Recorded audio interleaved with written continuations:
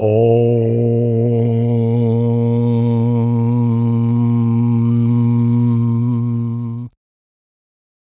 Tat Sat Bhagavad Gita as it is. Chapter 2. Contents of the Gita summarized.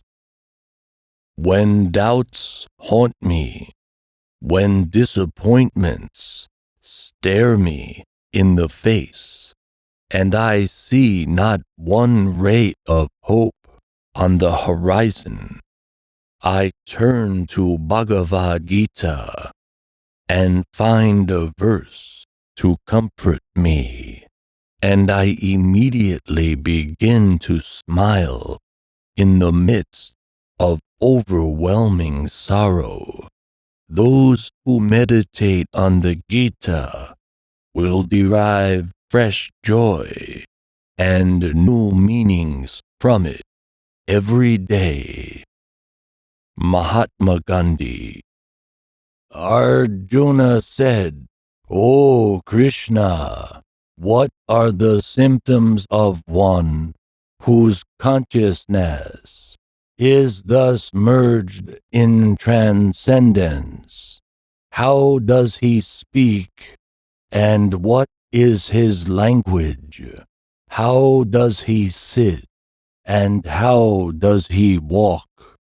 The Supreme Personality of Godhead said, "O Partha, when a man gives up all varieties of desire for sense gratification, which arise from mental concoction, and when his mind, thus purified, finds satisfaction in the self alone, then he is said to be in pure, transcendental consciousness. One who is not disturbed in mind, even amidst the threefold miseries, or elated when there is happiness, and who is free from attachment, fear, and anger, is called a sage of steady mind. In the material world, one who is unaffected by whatever good or evil he may obtain, neither praising it nor despising it, is firmly fixed in perfect knowledge.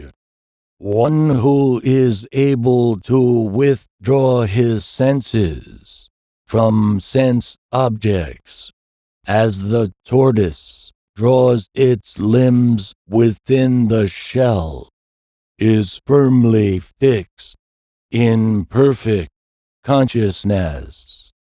The embodied soul may be restricted from sense enjoyment, though the taste for sense objects remains, but ceasing such engagements, by experiencing a higher taste, he is fixed in consciousness.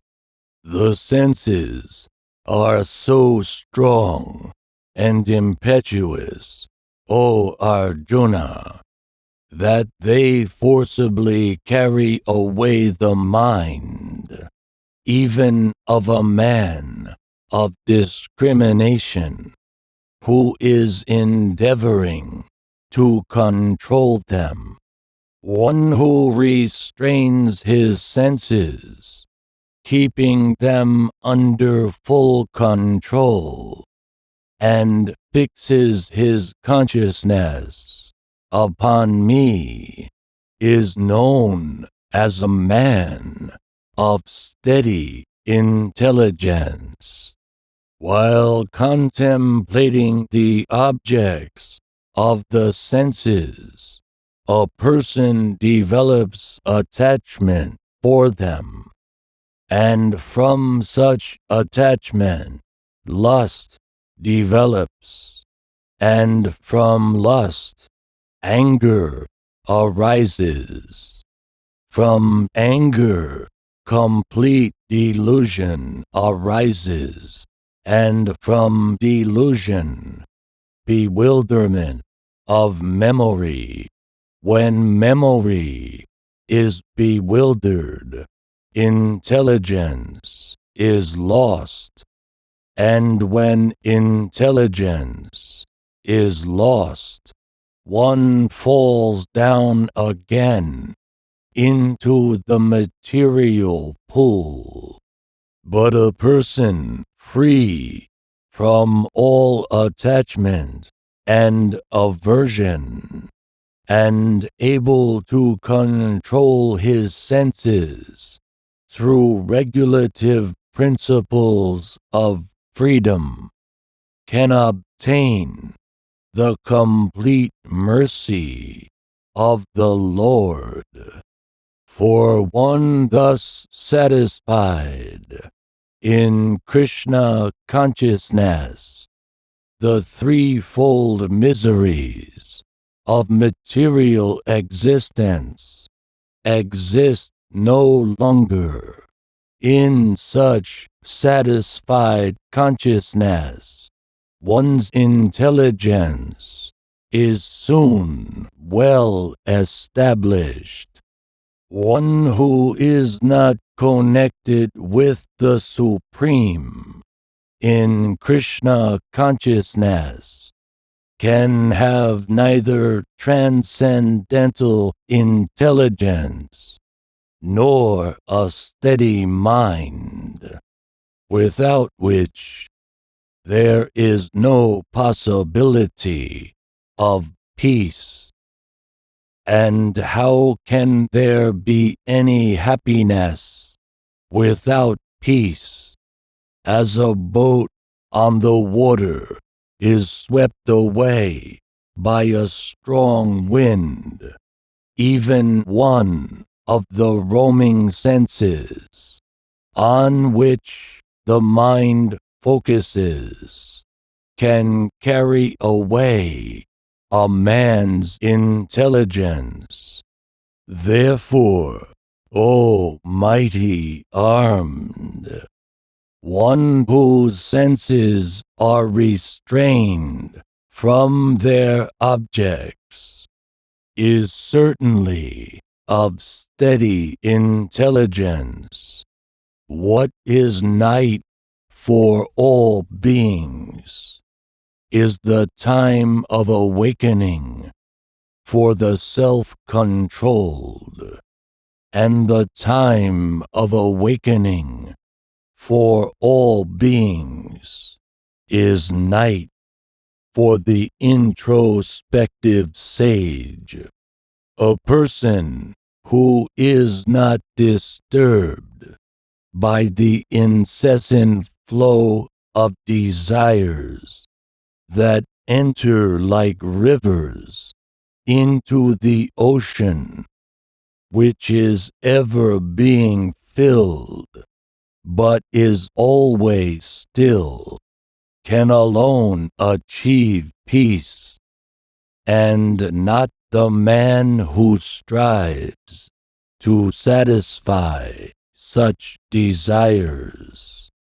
A person who has given up all desires for sense gratification, who lives free from desires, who has given up all sense of proprietorship and is devoid of false ego, he alone can attain real peace.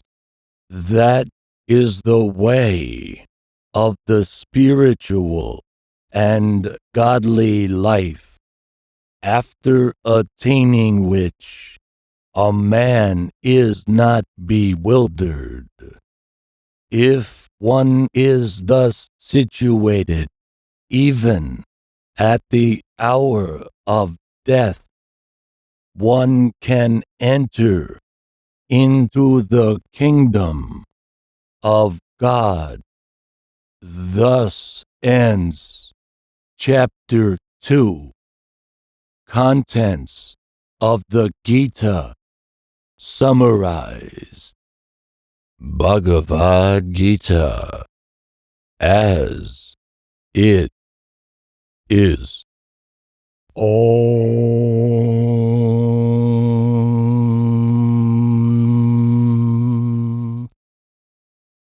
Tat Sat.